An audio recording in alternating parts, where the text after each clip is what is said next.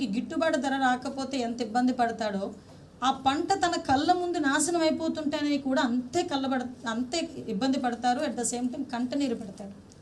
నువ్వు మామిడి రైతుల్ని పరామర్శిస్తాను అని చెప్పి సేమ్ అదే బల ప్రదర్శనలతో అందరి చేత సీఎం అని అరుపులు అరిపించుకుంటూ రోడ్డు మీదకు వచ్చి ఈరోజు ఆఖరికి ఆ రైతును కూడా బెదిరించి సంవత్సరం పాటు పండించిన ఆ పంటని ట్రాక్టర్లో ఎత్తుకొచ్చి దొంగతనం చేసి రోడ్ల మీద పోసి ఆ ట్రాక్టర్లతో తొక్కిస్తూ ఉంటే, నిజంగా ఇక్కడ మీలో ఎవరైనా ఒక రైతున్నా, నేను మాట్లాడేటప్పుడు చూస్తున్న వాళ్ళు ఎవరైనా రైతున్నా ఆ కష్టం ఏంటో తెలుస్తుంది.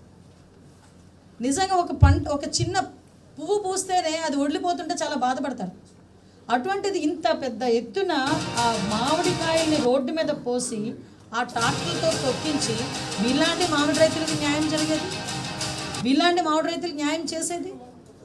మామిడి రైతులను ఆదుకున్న గవర్నమెంట్ ఎన్డీఏ కూటమి గవర్నమెంట్ అయినప్పటికీ కావాలని వాళ్ళకి ఏదో ఒక ప్లాట్ఫామ్ కావాలి వాళ్ళ బల ప్రదర్శన చేయటానికి అని చెప్పి వీళ్ళ తాలూకా విధ్వంసం ఈ రకంగా చూస్తూ ఉంటే నిజంగా సిగ్గుపడాలండి. నిజంగా సిగ్గుపడాలి.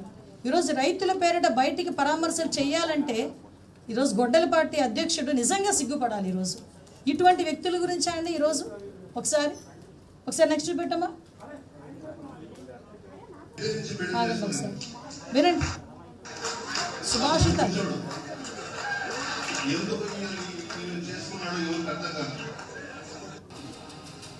ఒక ప్రజాప్రతినిధి, మహిళా ప్రజాప్రతినిధి, ఆవిడొక సిట్టింగ్ ఎమ్మెల్యేని నోటికొచ్చినట్టు బూతులు తిడితే కేసులు పెట్టమా అండి? జైలుకి వెళ్ళరా? అటువంటి వ్యక్తిని పరామర్శించడానికి వస్తారు. అటువంటి వ్యక్తిని ఏ మొహం పెట్టుకొని పరామర్శిస్తావు? నిజంగా అవతలలో తిడితే నీకు చాలా బాగా ఉంది అనుకుంటే అది నువ్వు ఇంట్లో కూర్చొని పిలిపించి మాట్లాడుకోవడం, what ever it may be, అది నీ వరకే, నీ 4 గోడల వరకే సరిపోతుంది. కానీ బయటకు వచ్చి అటువంటి వ్యక్తుల్ని ప్రోత్సహిస్తున్నావా? ఆ మాటల్ని నువ్వు సమర్థిస్తున్నావా?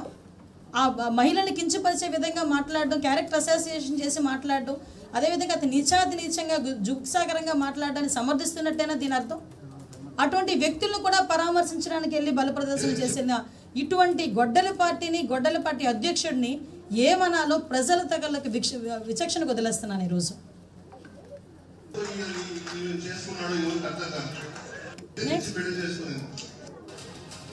ఇక్కడ మీరు అతగాడు ఏం మాట్లాడాడో కూడా మీకు తెలుసు.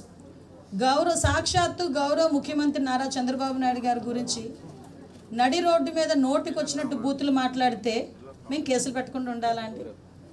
మాట్లాడితే వాళ్ళు చేసే తప్పులన్నీ వాళ్ళు చేస్తారు, వాళ్ళు మాట్లాడాల్సిన విచక్షణ లేని మాటలన్నీ మాట్లాడతారు, బూతులన్నీ తిడతారు, మళ్ళీ బయటకు వచ్చి మమ్మల్ని రాజకీయ కక్షతో మమ్మల్ని అరెస్ట్ చేశారని మాట్లాడతారు. సిగ్గనిపించట్లేదా? నిజంగా మీకైనా ఒకసారి ఆలోచన చేసే జ్ఞానం ఉందా? మీ కుటుంబ సభ్యులైనా ఇటువంటి మాటలను సమర్థిస్తారా?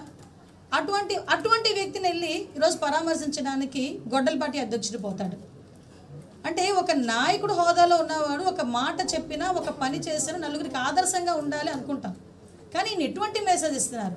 ఒక పక్క ఆడబిడ్డల గురించి నీచంగా మాట్లాడిని సమర్థిస్తాడు, వెళ్ళి ఒక బూతులు మాట్లాడే వాళ్ళని సమర్థించి వాళ్ళకి వెళ్ళి పరామర్శలు చేస్తాడు. అక్కడ కూడా ఎన్ని గంటలు పట్టిందో మీ అందరికీ తెలుసు. ఆ దారి పొడిని ఇక్కడ నుంచి తాడేపల్లి అతని ఇంటి దగ్గర నుంచి గుంటూరు వెళ్ళేదానికి ఎన్ని గంటలు పట్టిందో మీ అందరికీ తెలుసు. ఎంత బల ప్రదర్శన చేశాడో మీ అందరికీ తెలుసు. నెక్స్ట్ చూడండి వాళ్ళ తాలూకా. ఆగండి అమ్మ. అతగాడు మాట్లాడి సమర్థిస్తున్నది ఎవరినో తెలుసా? సాక్షాత్తు కల్తీ మద్యం కేసులో నిందితుడు. ఒక కల్తీ మద్యం కేసులో నిందితుడిని పరామర్శించడానికి వెళ్ళి అటువంటి వ్యక్తిని పక్కన కూర్చోబెట్టుకొని, పక్కన నుంచోబెట్టుకొని అతను ఏదో వీరుడు సూర్యుడు అన్నట్టు మాట్లాడటమే కాకుండా సేమ్ బల ప్రదర్శన. అతను బల ప్రదర్శన చేయటానికి ఏది అనర్హం కాదు అని చెప్పడానికి ఇది ఒక ఉదాహరణ. అతను ఏదైనా అంటే ఒక నేరస్తుడిని పరామర్శించడానికి వెళ్ళినప్పుడు అదే బల ప్రదర్శన చేస్తాడు. ఎక్కడికైనా ఎవరైనా చనిపోయినా పరామర్శించడానికి వెళ్ళినప్పుడు కూడా అదే బల ప్రదర్శన చేస్తాడు.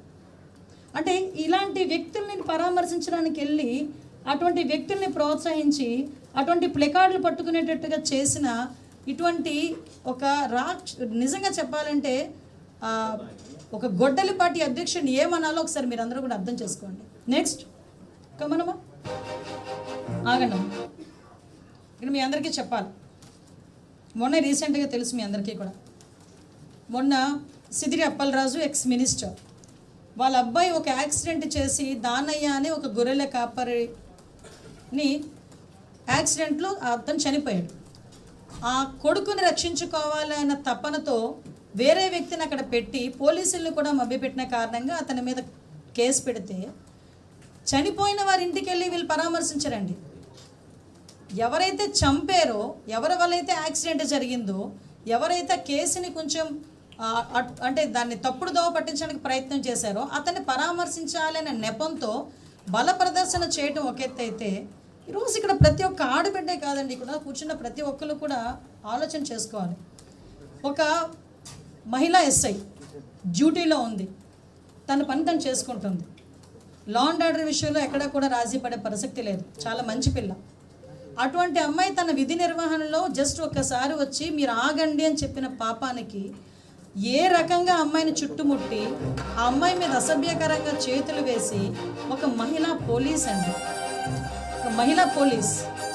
ఇక్కడున్న ప్రతి ఒక్కరు, నేను ఎందుకు ఈ మాట పర్టికులర్గా చెప్తున్నానంటే మీలాగే ఇక్కడ కూర్చున్న చాలామంది మహిళా జర్నలిస్టులు నాకు మెసేజ్ పెట్టారు, అక్క మహిళా ఎస్ఐ మీద ఇలా జరిగితే రేపు పొద్దున మీరందరూ ఉన్నారని మేము బయటకు వచ్చి జర్నలిజం చేసుకుంటున్నాం, మా పరిస్థితి ఏంటి రేపు పొద్దున మా ఒంటి మీద చేయి పడితే అని వాళ్ళు క్వశ్చన్ చేస్తూ ఉంటే, ఎస్ ఒక్కసారి కనీసం తర్వాత వాళ్ళు ఎలాంటి కవరప్లు ఇచ్చుకున్నారో మీకు తెలుసు.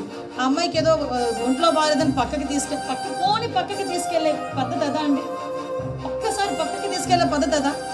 ఇక్కడున్న ఎవరైనా సమర్థిస్తారా? టీవీల ముందు కూర్చొని చూస్తున్న ఎవరైనా సమర్థిస్తారా ఇటువంటి రాజకీయాల్ని, ఇటువంటి వ్యక్తులను సమర్థిస్తారా? కనీసం బయటకు వచ్చి కనీసం ఒక్క మాట అక్కడ ఆ అమ్మాయి గురించి కానీ అటువంటి చేయడం తప్పని కూడా చెయ్యలేని పొజిషన్లో గొడ్డలపాటి అధ్యక్షుడు ఉన్నాడా? ఒక్కసారి ఆలోచించాలి. అంటే ఇలాంటివి ఎన్నో ఇష్యూస్ మేమందరం కూడా ఈరోజు మేము చూస్తుంటే నిన్న మీ అందరికీ తెలుసు, ఒక రోజున జోగి రమేష్ ని పరామర్శించే పేరుతో జగన్మోహన్ రెడ్డి గారు చేస్తున్న ఈ అరాచకం చూస్తుంటే, ఇంతకుముందు మీరు నిన్నటిది మీ అందరికీ తెలుసు, అక్కడ పొగాకు రైతుల్ని పరామర్శించాలి అని చెప్పేసి వెళ్ళారు. అంటే పొగాకు రైతుల్ని పరామర్శిస్తే డైరెక్ట్గా మార్కెట్ యార్డ్కి వెళ్తావు, అక్కడ రైతులతో కూర్చోబెడతావు, మాట్లాడతావు, నీ కష్టం ఏంటని అడుగుతావు, బయటకు వస్తావు. అంతేగాని నీ నాయకులు రోడ్ల మీద కూర్చొని మందు తాగుతా, పెద్ద పెద్ద బాటిల్తో రోడ్ల మీద మందు తాగుతారు.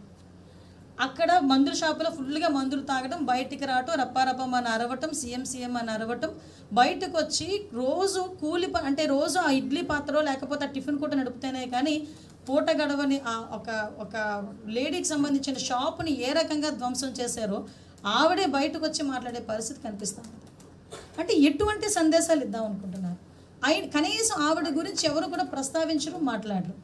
ఇప్పుడు ఆవిడకి జరిగిన నష్టం, అందులోనే ఆవిడ కూడా వైఎస్ఆర్సీపీ సింపథైజర్ లేదా అన్నారు. చూడండి ఒకసారి,